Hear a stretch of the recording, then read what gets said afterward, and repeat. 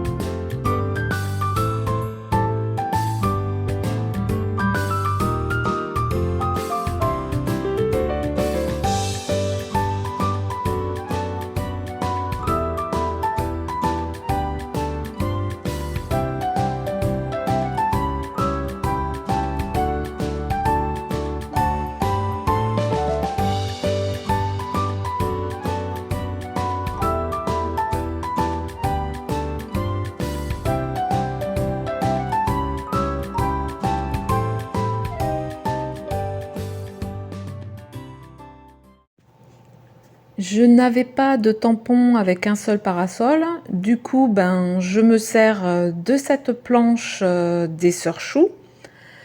Elle fait partie de la collection nautique et si vous la cherchez, vous pouvez la retrouver sur le nom les parasols.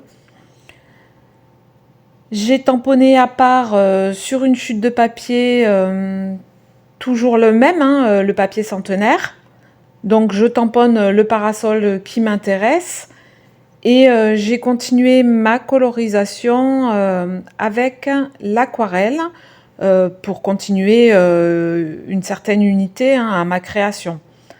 Comme ça, une fois détouré, ça embellira la partie plage de ma création. Ce qu'il y a de bien avec cette planche, c'est qu'on peut s'en servir soit intégralement, soit faire comme j'ai fait là pour ma création, prendre certaines parties. Et vous voyez, il y a 2 autres parasols qu'on peut détourer et se servir tout à fait à part pour des créations, quoi.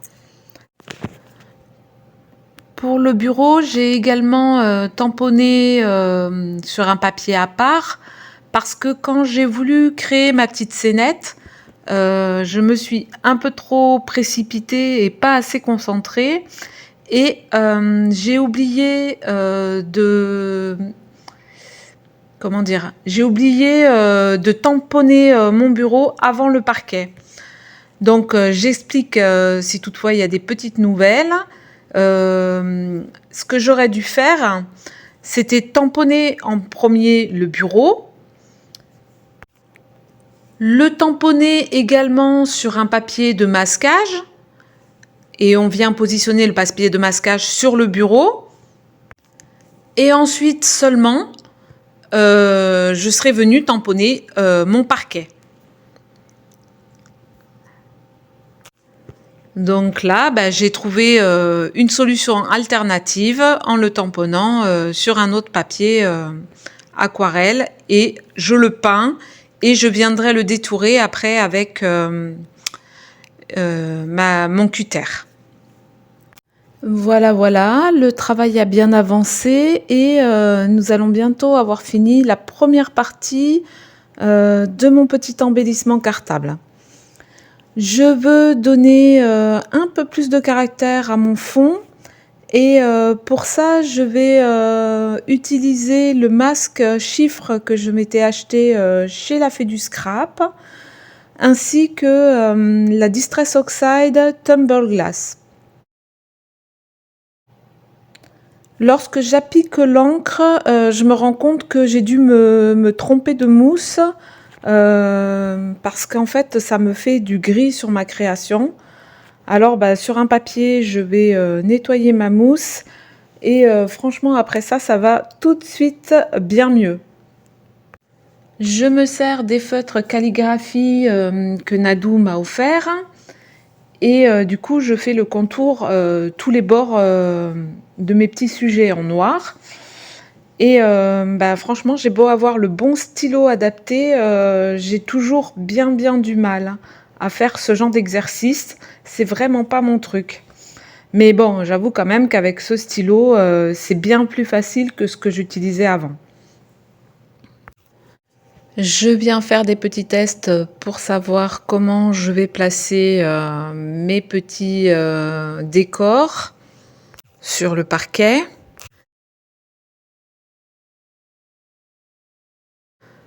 Et vous allez voir, hors caméra, j'ai tamponné un petit cartable que je suis venue peindre avec la même aquarelle que le sable pour faire un petit rappel.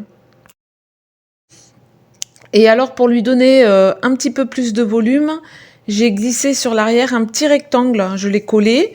C'est une chute qui me restait, hein. Et par contre, j'ai pas mis de mousse car je voulais pas non plus que ce soit vraiment trop en épaisseur. Donc là, on passe à la deuxième partie. Je vais fabriquer mon petit embellissement cartable. Pour cela, je coupe une bande de papier craft de 9,3 cm. Puis, ben, je fais des plis à 6 cm, 6,5, 12,5, 13,5, 19,5, 20,5 et je viens couper à 24,2. Et après, avec le recul, j'aurais bien dû faire 2 mm avant de commencer à faire 2, 6,2, etc., etc. Ça aurait fait plus joli quand je pose ma création à l'intérieur. Parce qu'en fait, je voulais faire un matage de 2 mm sur les bords à l'intérieur. Et quand je vais placer ma créa à l'intérieur, avec les plis, ça va plus laisser les 2 mm que je souhaitais au départ. Avec mon plioir, je viens marquer les plis, hein. Je viens me couper un autre petit morceau de papier de 0,8 cm sur 11 cm. C'est ce qui va me servir pour faire l'anse du cartable. Et au début, je le coupe dans du papier craft et puis finalement, à la fin, je vais le découper dans du papier déco. Mais je le double pas et j'aurais quand même dû, si vous refaites le tuto, n'hésitez pas à doubler le papier. Avec mon plioir, je lui donne une petite forme arrondie. Hors caméra, je suis venue dans une chute de papier d'un vieux bloc d'Action, c'était floral et basique. Je suis venue découper un papier qui va mater mon petit cartable. Et je vais l'ancrer avec la Distress Oxide Blueprint Sketch. Bon, cette étape n'est pas franchement obligatoire, mais quand même, je trouve que ça fait je trouve que ça donne une finition assez sympathique quand même. Avec ma pince perforatrice que j'ai depuis tellement longtemps, je viens arrondir mes angles. Alors c'est une perfo, c'est une crocodile de We Are Memory Keepers. Voilà, elle est bien solide, je l'aime bien. Elle peut faire des quarts de inch ou des demi-inch pour les arrondis des angles. Donc, je viens arrondir la base la plus petite, c'est celle qui me servira de rabat pour mon sac, mon cartable. J'arrondis également mon papier déco, forcément, hein. Et puis on y va gaiement, on colle tout ça, on vient bien faire adhérer avec le plioir.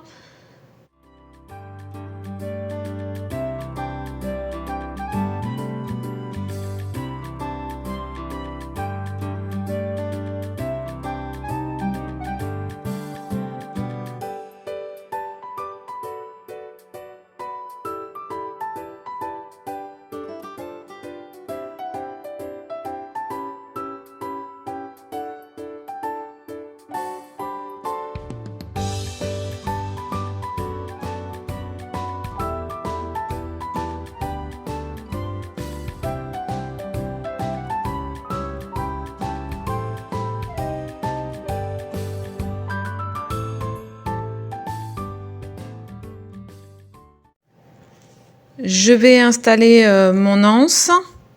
Pour un rendu plus joli, je viens plier l'anse en deux mais sans appuyer et j'arrondis les bords avec mon ciseau. Bien évidemment, vu que j'ai ancré tout le reste, j'ancre mon anse aussi.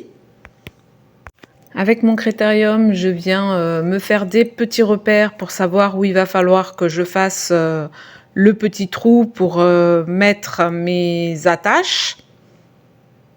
J'installe une petite chiffonnette pour percer mes trous avec mon pic. Et je vais mettre des toutes mini petites attaches. Je les avais achetées chez Artemio. Alors j'ai un peu regardé et c'est toujours en vente sur internet. Il y a 120 attaches à l'intérieur. Si j'y pense, je vous mets le lien dans Google Doc. Et ben voilà quoi.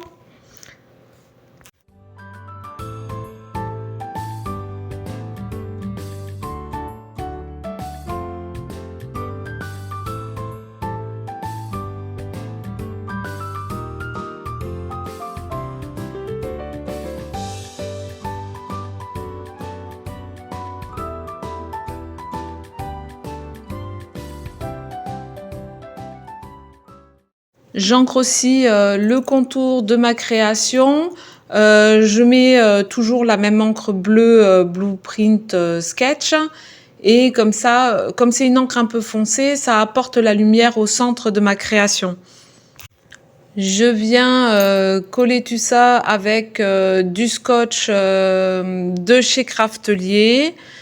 Et ben j'aurais peut-être dû prendre un autre scotch. Je l'aime pas ce scotch. Je trouve que ça se décolle trop facilement. Je l'apprécie pas ce scotch. Bref, je me sers de ce scotch. Et ben, encore une fois, je réfléchis pas trop. Je fais le contour de mon scotch, le contour de ma création avec mon scotch.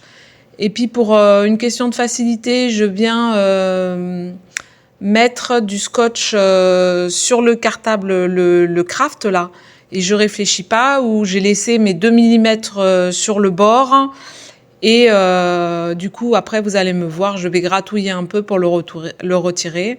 Et quelque part finalement, heureusement que c'était du scotch de pas très bonne qualité, enfin je pense, hein.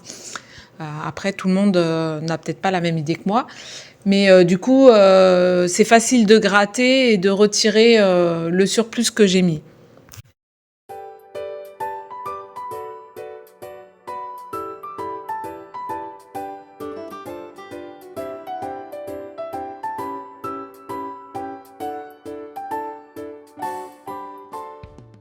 Pour la fin de la vidéo, je pensais filmer et ben non. Du coup, c'est pas grave. Pour faire la boucle, je me sers d'un dies que j'avais acheté chez AliExpress il y a un petit moment. Et pareil, j'ai cherché sur internet. Il existe toujours. Donc, je vous mets le lien dans Google Doc. Je vous mets la photo là sur la vidéo pour que vous voyez de quel die je parle. Et le lien se trouvera dans Google Doc. Voilà, j'essaye parce que je trouve que c'est sympa quand je regarde une vidéo et que les copinettes parlent. Donc, chez moi, c'est pas vraiment inné. Mais là, du coup, j'essaye de vous argumenter un peu plus ce que je fais. J'espère que ça vous plaira. N'hésitez pas à me dire en commentaire. Ça va m'aider pour la construction de mes prochaines vidéos, bien que j'en ai déjà fait quelques-unes là pour la rentrée. Donc dites-moi tout en commentaire, si vous avez aimé la créa, si quand je parle comme ça vous plaît. Et écoutez, je vous laisse. Si vous avez le temps, mettez-moi un petit pouce, ça me fera plaisir. Un commentaire, alors là, c'est le top. Et puis, je vous fais à tous de gros bisous. Prenez bien soin de vous et à bientôt. Bye bye.